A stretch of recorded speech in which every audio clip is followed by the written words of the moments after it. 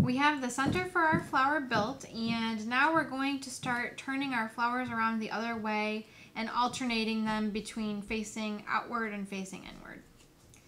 But similar fashion, I'm just going to line it up with the edge of the heart, and I'm just going to wrap it. And when you start to do the bigger sized flowers, when you lay it down, you want to make sure that there's a little bit that pokes above where your flower center is.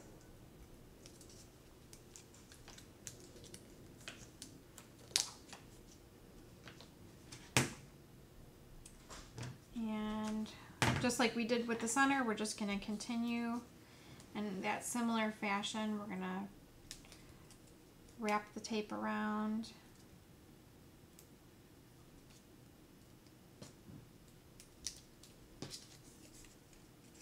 And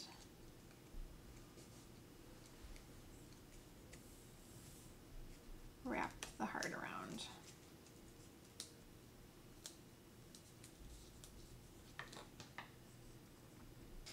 And as your flower gets bigger in the center, your petals will just start to arc around. They won't really wrap the full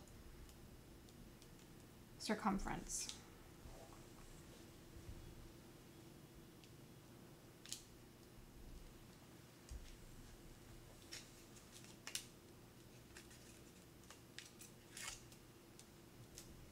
You just want to make sure for your very outside flower that you probably should face it so that the paper is facing outward.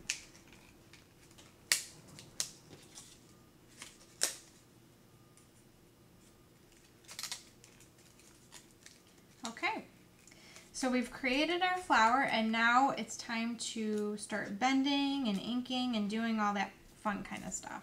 And with the larger petals, if you take a paintbrush and you just roll the edges, they'll stay that way.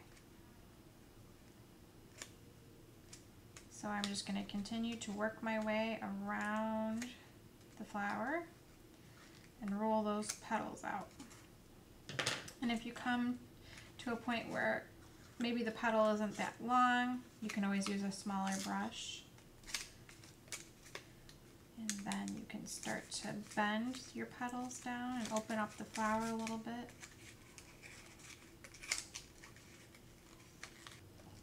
And you can always add petals at a later point if you decide, you know, that I think maybe the flower would probably benefit from a petal here. So I'm going to add that on. So now I've inked some of the Swiss dots. But on my white parts, where the flower is showing the white, I want to get in there with some of the tea dye. And I even want to get down into the middle of my flower. And these I want to turn out. And as you work with the flower a little bit and get some ink in there, the paper tends to bend a little bit easier. So that's kind of the nice thing about working with ink also. And I want to make sure that I hit all the white spots, even those that are bent under. So that's what's nice about using a brush.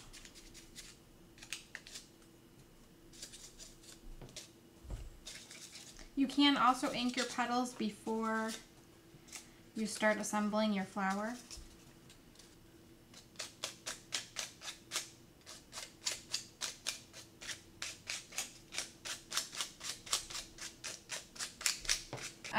And now I can start with my stickles. Anywhere that I see a Swiss dot, I'm going to just squeeze a little bit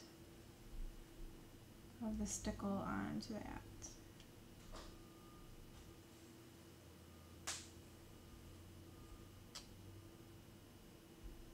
And after it dries, it just gives such a neat effect.